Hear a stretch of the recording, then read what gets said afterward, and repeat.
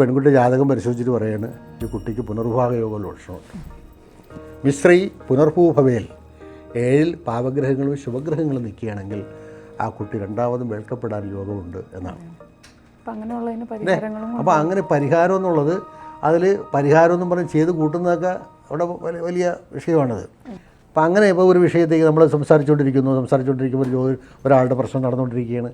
ആ പ്രശ്നം നടന്നുകൊണ്ടിരിക്കുമ്പോഴത്തേക്ക് ഉടനെ നമ്മൾ ചോദിക്കുന്ന ചോദ്യത്തിൻ്റെ പ്രശ്നത്തിൽ കൂടി ഗ്രഹങ്ങളെ കൂടി നമ്മൾ ചിന്തിച്ച് വരുമ്പോഴത്തേക്ക് ഒരു നിമിത്തവും കൂടി കണ്ടാൽ തീർച്ചയായിട്ടും നിമിത്തീർജാല സംവാദം രാശിഗ്രഹഫലം സ്ഫുടം അങ്ങനെ വന്നാൽ അത് സ്പഷ്ടമായിട്ട് പറയാം. ഇപ്പോൾ സന്താന വിഷയം നടക്കുകയാണ്. ഒരു സന്താന പ്രശ്നം ഒരാൾ ചോദിക്കുകയാണ്, എനിക്ക് സന്താനങ്ങളുണ്ടാകുമോ എന്ന് ചോദിച്ചു. അതിനുള്ള യോഗമുണ്ടോ? അപ്പോൾ അപ്പോഴും തന്നെ ഒരു കുട്ടിയെ നമ്മൾ കാണുന്നു, അല്ലെങ്കിൽ ഒരു പശുവിനെയും കുട്ടിയെ നമ്മൾ കാണുന്നു, അല്ലെങ്കിൽ ഒരു തള്ള ഒരു കുട്ടിയും വിളിച്ചുകൊണ്ട് വരണോ, അല്ലെങ്കിൽ ഉടനെ തന്നെ കുട്ടി ഇങ്ങോട്ട് ചാടി എന്തെങ്കിലും എടുക്കുന്നു. ഇത് വന്നാൽ തീർച്ചയായിട്ടും നിങ്ങൾക്ക് എന്തെല്ലാം വിഷയങ്ങളും സന്താന ലാഭം ഉണ്ടാകും എന്നാണത് പറയുന്നത്. ഇതുപോലെ എന്തെല്ലാം വിഷയങ്ങളുണ്ട്. ഇനി അതുപോലെ തന്നെ ജ്യോതിഷത്തെ സംബന്ധിച്ച് പറയുമ്പോഴത്തേക്ക് ഇപ്പോൾ വേദത്തെ പറ്റിയാണല്ലോ ചോദിച്ചത്. ആ വേദത്തിൽ നിന്നാണ് ജ്യോതിഷത്തിൻ്റെ ഉൽപ്പത്തി ഇവിടെ വന്നത്, അല്ലേ? ജ്യോതിഷത്തിൻ്റെ ഉൽപ്പത്തിയല്ല, ജ്യോതിഷത്തിൻ്റെ ഭാഗം എന്ന് പറയാം. അപ്പോൾ ജ്യോതിഷം ഉണ്ടെങ്കിൽ ഈ വേദത്തിന് പൂർണ്ണതയുള്ളൂ എന്നാണ്, അല്ലേ എന്ന് പറഞ്ഞിരിക്കുന്നത്. അപ്പോൾ അതുകൊണ്ട് നമ്മൾ ജ്യോതിഷത്തിൽ വിശ്വസിക്കണം. ഞാൻ ആരോടും പറയുന്നില്ല, വിശ്വാസം തോന്നുന്നവരല്ലേ ഉള്ളൂ. ഇനിയിപ്പോൾ FRC എടുത്ത് എന്തെല്ലാം ഡിഗ്രി എടുത്ത ഡോക്ടറാണെങ്കിലും അയാൾക്ക് ചികിത്സാ ഭേദമായില്ലെങ്കിൽ എന്തിരിക്കും? അയാൾ ആ ഡോക്ടറെ കുറ്റം പറയും. അതുപോലെ തന്നെ ചിലപ്പോൾ ചില ജ്യോതിഷന്മാർ എന്തെല്ലാം പഠിച്ചു വെച്ചിട്ട് ചിലപ്പോൾ ഒരാളുടെ ഫലം പറഞ്ഞാലും ചിലപ്പോൾ അവിടെ പാളിപ്പോയെന്ന് വരാം. ഇപ്പോൾ ഈ ലോകത്തെ എല്ലാവർക്കും ശരിയാക്കി കൊടുക്കാൻ കഴിയില്ലല്ലോ. അയാളുടെ നിയോഗം കൂടിയാണ്. ചിലപ്പോൾ ഒരു പുൽക്കൊടിക്ക് തീർക്കുന്ന രോഗമായിരിക്കാം അയാൾ അലട്ടിക്കൊണ്ടിരിക്കുന്നത്. ചിലപ്പോൾ അയാൾ എന്തെല്ലാം ചികിത്സ ചെയ്ത് ഓപ്പറേഷൻ ചെയ്താലും ചിലപ്പോൾ അത് പരിഹാരമാകുന്നില്ല. ചിലപ്പോൾ ഒരു നാട്ടുവൈദ്യൻ്റെ ഒരു സാധാ ചെറിയ മരുന്നിൽ ചിലപ്പോൾ തീർന്നു വരാം. അപ്പോൾ ഇന്ന കാലത്ത് ഇന്ന ആളിനെ കൊണ്ട് അവിടെ ഈശ്വരൻ്റെ ഒരു പ്രേരണ അവിടെ വരെയാണ്. ഇന്ന കാലത്ത് ഇന്നയാളുടെ കൈ കൊണ്ട് തരുന്ന മരുന്നിൽ നിനക്ക് ഭേദമാകും. ഓപ്പറേഷൻ ചെയ്ത് എല്ലാം സക്സസ്, ഓക്കെ, ഡോക്ടർ പറയാണ് ഇനി നിങ്ങളെല്ലാം ഈശ്വരനെ വിചാരിച്ചുള്ളൂ. അടുത്ത നിമിഷം രോഗി മരിക്കുന്നു. അപ്പോൾ എന്തൊരു ശാസ്ത്രം ശരിയല്ലാത്തത് കൊണ്ടാണോ? അല്ല, എല്ലാത്തിനും ഒരു ശാസ്ത്രങ്ങൾക്കൊരു പരിധിയുണ്ട്, മനസ്സിലായില്ല? ഒരു പരിധി വിഷയങ്ങൾക്കുണ്ട്. അതിനകത്തു നിന്നുകൊണ്ട് ഇതെല്ലാം വീക്ഷിക്കണം. അല്ലാതെ നിസ്സാരമായൊരു കാര്യത്തെ വെച്ചുകൊണ്ട് അത് എൻ്റെ കല്യാണം നടത്തിയത് പൊരുത്തം നോക്കിയാണ്, 80% പൊരുത്തമുണ്ടെന്നാണ് പറഞ്ഞത്, എന്നിട്ട് ഇതാ അടക്കണം. അങ്ങനെ ഒരുപാട് പേര് പറയാറുണ്ട്. പല കാരണങ്ങളാണ്. നേരത്തെ പറഞ്ഞതിൻ്റെ സൂചനയുണ്ട്, വ്യക്തമായ ഒരു ജാതകസ്ഥിതി ഇല്ലാതെ പൊരുത്തം നോക്കൽ ദോഷം ചെയ്യും. കൃത്യമായ സമയവും കൃത്യമായ രീതികളിലൊക്കെ. അപ്പോൾ ജ്യോത്സ്യൻ്റെ കയ്യിൽ വരാം പോരായ്മ വരാം, ജാതകം ആദ്യം ഗണിച്ചെഴുതിയിരിക്കുന്ന ആളുടെ കയ്യിൽ പോരായ്മ വരാം, ഇങ്ങനെ പലതിലും വരാം. പിന്നെ ഇവർ കൊടുത്തിരിക്കുന്ന സമയത്തിൽ വ്യത്യാസം വരാം. ഇപ്പോൾ ഡോക്ടർ സമയം കൊടുത്തുകയാണെങ്കിൽ പലരും നമ്മളുടെ അടുത്ത് ഈ ബർത്ത് സർട്ടിഫിക്കറ്റ് കൊണ്ടുവരും. അവിടെ നിന്ന് കൊടുക്കുന്ന ഒരു കാർഡുണ്ടല്ലോ ഹോസ്പിറ്റലിൽ നിന്ന്. അപ്പോൾ അത് നോക്കുമ്പോഴത്തേക്ക് അതിൽ സമയം കുറിച്ചിട്ടുണ്ട്. പക്ഷേ ആ സമയം വെച്ചിട്ട് അവർ പറയാണ്, പക്ഷേ അതിൽ പറഞ്ഞിരിക്കുന്ന സമയമായിട്ട് വ്യത്യാസമുണ്ട് ജ്യോത്സ്യരെ.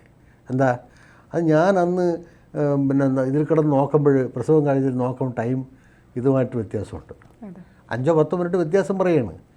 അപ്പോൾ ഏതാണ് ഇവിടെ നമുക്ക് സ്വീകരിക്കേണ്ടത് വ്യത്യാസം വന്നില്ലേ? അതുകൊണ്ട് ആശുപത്രി അധികൃതരെ ഇക്കാര്യത്തിൽ കുറച്ചുകൂടി വ്യക്തത പാലിക്കണം. അതിന് പ്രസവത്തിന് കയറുമ്പോൾ അവർ പറയണം, നമുക്കൊരു കൃത്യമായ ടൈം ഡോക്ടർ രേഖപ്പെടുത്തിയിരിക്കണം എന്ന് പറഞ്ഞാൽ അവർ ചെയ്യും. അവർ പരമാവധി ഡോക്ടേഴ്സ് ചെയ്യാതിരിക്കില്ല. പക്ഷെ ചെയ്യുന്ന ചിലപ്പോൾ അവർ എടുത്തിട്ടൊക്കെ ഇതൊക്കെ ചെയ്ത് വരുമ്പോഴത്തേക്ക് അപ്പോഴായിരിക്കും നോക്കുന്നത്. അപ്പോൾ അതുകൊണ്ട് സമയനിഷ്ഠ ഒരു പ്രധാന കാര്യമാണ്. ഇനി ഇന്ത്യൻ സ്റ്റാൻഡേർഡ് ടൈമാണ് നമ്മളിവിടെ ഉപയോഗിക്കുന്നത്, അല്ലേ? അക്ഷാംശൻ്റെ ഏകാംശം അനുസരിച്ച് ഇപ്പോൾ കൊച്ചിയിലും തിരുവനന്തപുരം തമ്മിൽ തന്നെ സമയവ്യത്യാസങ്ങളുണ്ട്. പക്ഷേ നമ്മളിപ്പോൾ വാർത്ത പറയുമ്പോൾ ഇത്ര ടൈമാണെന്നൊക്കെ പറഞ്ഞാലും അറിയത്തില്ല. അവിടെ അക്ഷാംശൻ്റെ ഏകാംശം വ്യത്യാസമുണ്ട്. അപ്പോൾ ഈ പറയുന്ന വ്യത്യാസങ്ങൾ നമ്മൾ കണക്കിലെടുക്കേണ്ടതുണ്ട്. ഇപ്പോൾ നമ്മളിപ്പോൾ പിന്നെ അമേരിക്കയിൽ ജനിച്ചൊരു കുട്ടി അവിടുത്തെ ടൈമും അവിടുത്തെ അക്ഷാംശരേഖാംശം വെച്ചല്ലേ ജാതകം എഴുതാനുള്ളത്. അതുകൊണ്ടാണ് നമ്മൾ ജാതകം എഴുതുമ്പോൾ സ്ഥലം ചോദിക്കുന്നത്. അതുകൊണ്ടാണ് ആ പ്ലേസ് ചോദിച്ച് എഴുതിയില്ലെങ്കിൽ അത് ശരിയാവില്ല. ഇപ്പോൾ ദുബായിൽ ജനിക്കുന്ന കുട്ടിയും പണ്ടെല്ലാം ഈ ദുബായിൽ കുട്ടി ജനിക്കണമെങ്കിൽ 1.5 മണിക്കൂർ വ്യത്യാസപ്പെടുത്തി ഇവിടെ ജാതകം എഴുതും. മനസ്സിലായില്ലേ? അപ്പോൾ ഇങ്ങനെയൊക്കെ നമ്മൾ എഴുതുമ്പോൾ ഒരുപാട് പല പല വ്യത്യാസങ്ങളുണ്ടാകും. അതുകൊണ്ട് കൃത്യത വരണമെങ്കിൽ നമുക്ക് സമയത്തിൻ്റെ ഒരു കൃത്യത പ്രധാനമാണ്. അതിനെ ബേസ് ചെയ്തിരിക്കുകയാണ്. അത് പ്രശ്നം നോക്കുന്നതിനായാലും ജാതകം എഴുതുന്നതിനായാലും ഇത് വളരെ ഇമ്പോർട്ടൻ്റ് ആണ്. അപ്പോൾ ജാതകത്തിൽ നിന്നാണ് പൊരുത്തത്തിലേക്ക് കടന്നു പോകുന്നത്. മനസ്സിലായി? അപ്പം ഇനിയിപ്പോൾ നമുക്ക് ഈ പൊരുത്തം നോക്കുന്നത് തന്നെ നേരത്തെ ഞാൻ ചോദിച്ചല്ലോ, ഒരാൾ പലരും പറഞ്ഞല്ലോ ഒരു പൊരുത്തത്തിൻ്റെ വിഷയം. പൊരുത്തം നോക്കേണ്ടത് തന്നെയാണ്. എന്നാൽ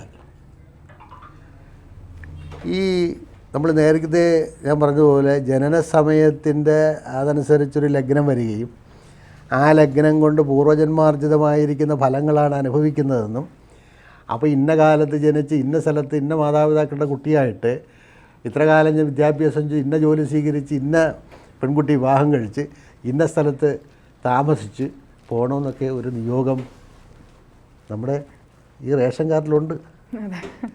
മനസ്സിലായില്ലേ? അപ്പോൾ ഈ പറയുന്ന ആ അളവിൽ എല്ലാം നടക്കേണ്ടത് കാലാകാലങ്ങളിൽ നടക്കും. അപ്പോൾ പിന്നെ നമ്മൾ പൊരുത്തം നോക്കിയിട്ട് അപ്പോൾ ഒരാൾക്ക് 2 കല്യാണം യോഗമുണ്ട് അല്ലേ? അല്ലെങ്കിൽ പെൺകുട്ടി ജാതകം പരിശോധിച്ചിട്ട് പറയാണ് ഈ കുട്ടിക്ക് പുനർവിവാഹ യോഗ ലക്ഷണമുണ്ട്. മിശ്രീ പുനർഭൂഭവേൽ 7 പാപഗ്രഹങ്ങളും ശുഭഗ്രഹങ്ങളും നിൽക്കുകയാണെങ്കിൽ ആ കുട്ടി 2ാമതും വേൾക്കപ്പെടാൻ യോഗമുണ്ട് എന്നാണ്. അപ്പോൾ അങ്ങനെ പരിഹാരം എന്നുള്ളത് അതിൽ പരിഹാരം എന്നും പറഞ്ഞ് ചെയ്ത് കൂട്ടുന്നതൊക്കെ അവിടെ വലിയ വിഷയമാണത്. അതിന് പരിഹാരം എന്നുള്ളത് പരമാവധി നമ്മൾ ആ കുട്ടിക്കുണ്ടാകുന്ന വിഷയങ്ങളെ വരുന്ന പുരുഷ ജാതകത്തിൽ എത്രത്തോളം നമുക്ക് പരിഹരിക്കാൻ പറ്റുമെന്ന് നോക്കണം അല്ലേ? അപ്പോൾ ഇങ്ങനെ നോക്കി വരുമ്പോൾ ഒരു യഥാർത്ഥ ജാതകം കിട്ടാതെ വരുമ്പോൾ ഈ വിവാഹം നീണ്ടുപോകും. വിവാഹം കൊണ്ടുപോയി പിന്നെ പറയും ഒരു വിധമെങ്കിലും പറ്റുമെന്നുണ്ടെങ്കിൽ നമുക്കതങ്ങ് സ്വീകരിക്കാം. ജോത്സ്യനെ പെണ്ണിനും പ്രായമായി അല്ലെങ്കിൽ ചെറുക്കനും പ്രായമായി, ഇനിയിപ്പോൾ നമ്മളിത് വെച്ചുകൊണ്ടിരുന്നാൽ നടക്കും. അപ്പോൾ കുറച്ചൊക്കെ നമ്മൾ അഡ്ജസ്റ്റ് നടത്താൻ ശ്രമിക്കേണ്ടി വരും. അങ്ങനെ ചെയ്യുമ്പോഴാണ് പോരായ്മകൾ പലതും ചിലപ്പോൾ സംഭവിക്കുന്നത്. ദാമ്പത്യ ജീവിതം മുന്നോട്ട് പോകാനായിട്ട് ഇപ്പോൾ അടുത്ത കാലത്ത് ഒരു ജാതകം വന്നപ്പോൾ എന്നോട് ഇപ്പോൾ ഞാൻ പറഞ്ഞു ഈ കുട്ടിക്ക് പുനർവിവാഹ യോഗ ലക്ഷണമുണ്ട്, ശ്രദ്ധിക്കേണ്ടിയുണ്ട്. അതെന്ത് ചെയ്യാൻ ജോത്സ്യരെ? അത് പിന്നെ പരിഹാരം വല്ലതും ഉണ്ടോ? നമ്മൾ കഴിയുന്ന പൊരുത്തത്തിൽ കൂടി ഒക്കെ ഒന്ന് നോക്ക്. പിന്നീട് അവർ നമ്മൾ എന്തെങ്കിലുമൊക്കെ ചെയ്യുന്നെങ്കിൽ ആ ഗ്രഹങ്ങൾക്ക് എന്തെങ്കിലും ആ ഗ്രഹങ്ങളുടെ ദോഷങ്ങൾ, ഇപ്പോൾ നമ്മുടെ ശരീരത്തിന് പ്രോട്ടീനോ വൈറ്റമിനോ അയണിൻ്റെ ഒക്കെ കുറവുകളുണ്ടെങ്കിൽ ആ കുറവുകൾ എങ്ങനെയാണ് മരുന്ന് കഴിച്ച് നമ്മൾ ബാലൻസ് ചെയ്യുന്നത് പോലെ ഇതിനകത്ത് എന്താണ് ഗ്രഹങ്ങളുടെ വീക്ക് ഉണ്ടായിരിക്കുന്നത്, ഏത് ഗ്രഹങ്ങൾക്കാണ് ആ വീക്ക് പോയിന്റിൽ പിടിച്ചിട്ട് ആ ഗ്രഹങ്ങൾക്ക് വേണ്ട പരിഹാരങ്ങൾ എന്തെങ്കിലും ഉണ്ടെങ്കിൽ നമുക്ക് ചെയ്യാം. അങ്ങനെ ഞാൻ ഈ പുനർവിവാഹ ലക്ഷണം അപ്പോൾ അതിൻ്റെ തന്നെ പുള്ളിക്കാർ ഈ പലർക്കും നെഗറ്റീവ് ഫലങ്ങൾ പറയുന്നത് ഇഷ്ടമല്ല. അവിടെ എന്ന് വെച്ചാൽ യാഥാർത്ഥ്യം ഒരാളിൻ്റെ പലപ്പോഴും ചിലർ കമൻറ്റ് ചെയ്യാറുണ്ട്, എൻ്റെ ചാനലിൽ വരുമ്പോഴത്തേക്ക് ചിലർ കമൻറ്റ് ചെയ്യാറുണ്ട്, എല്ലാം നെഗറ്റീവാണല്ലോ, ഒരു തേങ്ങൽ ഇവിടെ വരെയാണ്. ജ്യോതിഷത്തിൻ്റെ സത്യാവസ്ഥ പറയുകയാണെങ്കിൽ ശുഭവും വരും അശുഭവും വരും, അങ്ങനെയുള്ളവരെ അത് നോക്കി സ്വീകരിക്കാവൂ. പക്ഷേ അശുഭം വന്നാൽ എന്താണ് പരിഹാരം എന്നുള്ളതാണ് ചിന്തിക്കാനുള്ളത്. അങ്ങനെ പറഞ്ഞു പോയപ്പോൾ പിന്നീട് ഈ പൊരുത്തം നോക്കാൻ എൻ്റെ അടുത്ത് വന്നിട്ടില്ല. മനസ്സിലായല്ലേ? പിന്നീട് ഒരു കല്യാണ ലെറ്റർ കൊണ്ട് എൻ്റെ അടുത്ത് വരുന്നു. കല്യാണ ലെറ്റർ വന്നു. അപ്പോൾ പിന്നീട് അറിയുന്നു 3-4 മാസം കഴിഞ്ഞപ്പോൾ ഈ ബന്ധം ആദ്യ വിവാഹ ബന്ധം പോയി. അപ്പോൾ ഞാനറിയുന്നില്ലേ, പിന്നീട് ആരോ പറഞ്ഞാണ് അറിയണത് ജ്യോത്സ്യർ ഇങ്ങനെ പറഞ്ഞിട്ടുണ്ടായിരുന്നു എന്നുള്ളത്. അപ്പോൾ ഇതൊന്നല്ല, പല കേസുകളുണ്ട്. അപ്പോൾ ഇതുകൊണ്ട് ജാതകത്തിന് നമുക്ക് അനുഭവിക്കപ്പെടേണ്ടതെല്ലാം അനുഭവിച്ചേ പറ്റൂ. പിന്നെ ഉള്ളത് ആശാൻ വീണപോവിൽ പറഞ്ഞതുപോലെ പിന്നെ ഈശാജ്ഞ പോലെ വരുമൊക്കെയും ഓർക്ക പോവേ, അവസാനം പറഞ്ഞിരിക്കുകയാണ്. ഈശാജ്ഞ പോലെ വരുമൊക്കെയും ഓർക്ക പോവേ, ഈശ്വരൻ്റെ ആജ്ഞ പോലെയെല്ലാം അവിടെ നടക്കും. അപ്പോൾ ഈശ്വരൻ്റെ ആജ്ഞ പോലെയെല്ലാം നടക്കുമെന്ന് പറഞ്ഞൊരു നല്ലൊരു വാക്കുണ്ട്. ഇത് നമുക്ക് ഇത്രയും ഇതിനെക്കുറിച്ചിട്ടൊരു ജ്യോതിഷം ഒരു വേദത്തിൻ്റെ ഒരു അംഗമാണെന്നും അതുപോലെ തന്നെ നമ്മുടെ അതിനെക്കുറിച്ച് പറഞ്ഞു തുടങ്ങി നമ്മൾ പല കാര്യങ്ങളും അതിനെക്കുറിച്ച് ഒരുപാട് ഇൻഫർമേഷൻ നമുക്ക് കിട്ടിയിട്ടുണ്ട്. അപ്പോൾ ഇതിന് താങ്കൾ നന്ദി.